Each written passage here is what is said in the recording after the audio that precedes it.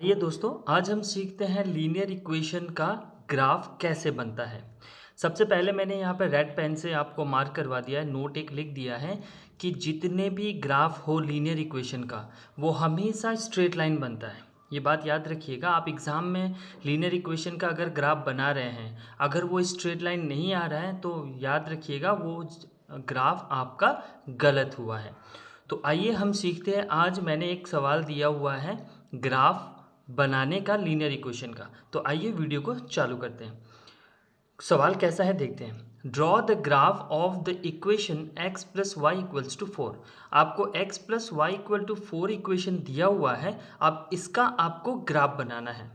अगर आपको ग्राफ बनाना है तो सबसे पहले आपको सॉल्यूशंस वगैरह निकालना होगा, कोऑर्डिनेट्स निकालना होगा, क्योंकि ग्राफ में अगर प्लॉट करना है तो आपको कोऑर्डिनेट्स निकालना ज़रूरी है। बिना कोऑर्डिनेट्स के हम ग्राफ में प्लॉट नहीं कर सकते।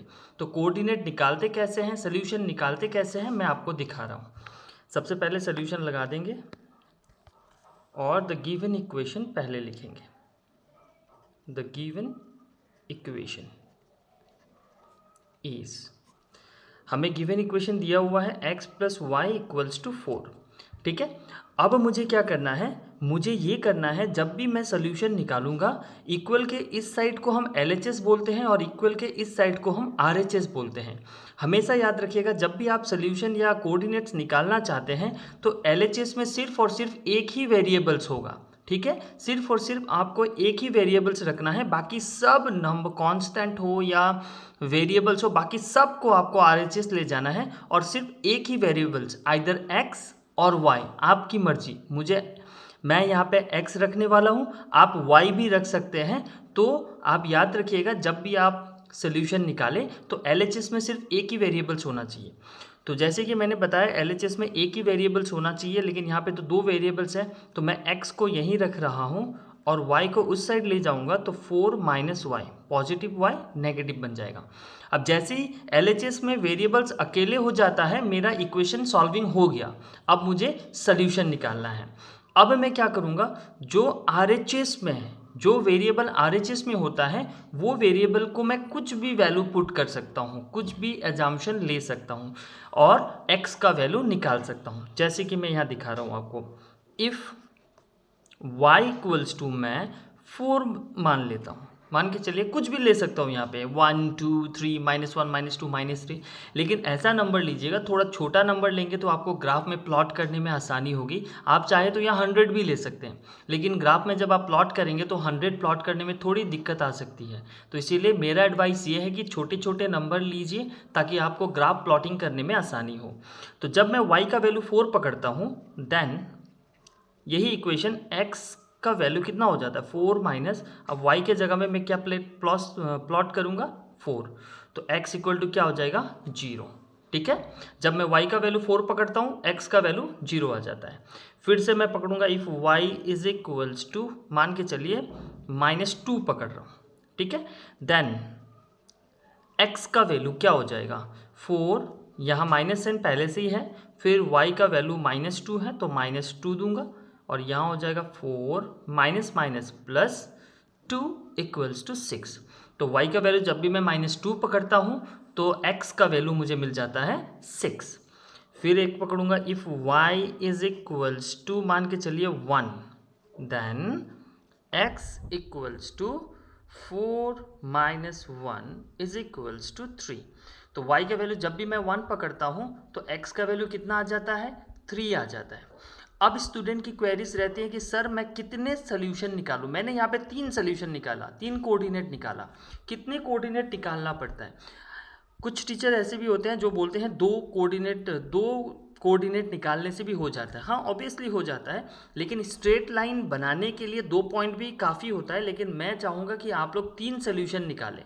ठीक है, अगर आप 3 सोल्यूशन निकालते हैं तो तीनों का तीनों पॉइंट कॉलिनियर होना जरूरी होता है। 2 पॉइंट में तो हमेशा स्ट्रेट लाइन आता है, तब आपका ग्राफ सही है या गलत आपको पता नहीं चलेगा। तो इसीलिए मैं चाहता हूँ कि आप 3 सोल्यूशन निकालें ताकि आपका 3 पॉइंट मिल जाए, 3 पॉइंट स्ट्रेट लाइन में हो, ताकि आप स्ट्रेट लाइन बनाएंगे ना तो वो कॉलिनियर होगा, तभी वो स्ट्रेट लाइन होगा। अगर थोड़ा भी ऐसा पॉइंट आ गया तो आपको पता लग जाएगा कि आपका ग्राफ क्या है, वो ग्राफ गलत है क्योंकि स्ट्रेट लाइन नहीं बन रहा है। तो मेरे एडवाइस में आप अगर 3 सोल्यूशन निकालेंगे तो बेटर है। तो यहाँ मुझे सोल्यूशन मिल गया तो मैं इसका एक बॉक्स बना दूंगा, ठीक है, क्योंकि मुझे ग्राफ में प्लॉट करना है तो मैं एक बॉक्स बना दे रहा हूँ। यहाँ बॉक्स बना दे रहा हूँ, यहाँ मैं दे रहा हूँ एक्स, यहाँ मैं दे रहा हूँ वाई। 3 मैंने सोल्यूशन निकाला। तो पहला y का वैल्यू जब भी 4 होता है तो x का वैल्यू 0 होता है, y का वैल्यू -2 होता है तो x का वैल्यू 6 होता है, y का वैल्यू 1 होता है तो x का वैल्यू 3। और इसको मैं नाम दे देता हूँ a, b और c। अब इसी चीज़ को मैं ग्राफ में प्लॉट करने वाला हूँ, जो कि ग्राफ पेपर में। आइए ग्राफ पेपर में प्लॉट करते हैं, ठीक है। तो यहाँ मैंने पहले से ही ग्राफ को बना के रखा हुआ है और ये ग्राफ पेपर बोलते हैं, कार्टेशियन प्लेन भी बोलते हैं। यहाँ पे हमको प्लॉट करना है वो पॉइंट। यहाँ प्लॉट करने से पहले मैं आपको बता दूँ, ग्राफ पेपर 2 प्रकार के होते हैं। एक होता है बहुत ज़्यादा छोटा वाला स्क्वायर होता है यहाँ पे, ठीक है, ये यहाँ से यहाँ तक 5 है, यहाँ से यहाँ तक 10 स्क्वायर होता है। तो मैंने छोटे वाले बॉक्स पे लिया। और एक बड़ा वाला बॉक्स भी होता है जहाँ 5 बॉक्स का 1 यूनिट पकड़ते हैं। मेरे एडवाइस में अगर ये वाला ग्राफ पेपर आप लेंगे तो ज़्यादा बेटर रहेगा, आपका ग्राफ दिखने में ज़्यादा सुंदर लगेगा। अब आपको मैं बता दूं, यहाँ आपको स्केल फैक्टर लेना पड़ता है। मैंने यहाँ पे मार्किंग दिया हुआ है 1 2 3 4, ऐसे मार्किंग दिया हुआ है। तो मैंने कहाँ मार्क किया, ये होता है 0 से लेकर यहाँ तक मैंने 1 मार्किंग दिया। यहाँ पे भी सेम मार्किंग दिया है सब में। ये एक्स एक्सिस होता है x डैश और ये y डैश होता है, ठीक है। सब में मैंने मार्किंग सेम दिया, तो इसीलिए मुझे स्केल फैक्टर लिखना बहुत ही ज़रूरी है। मैंने कैसे मार्किंग किया, taking 10 small square as 1 unit.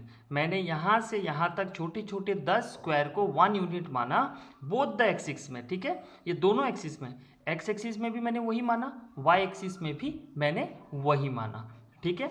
तो आइए पहले हम लोग वो बॉक्स को यहाँ भी बना देते हैं ताकि आपको प्लॉट करने में आसानी हो।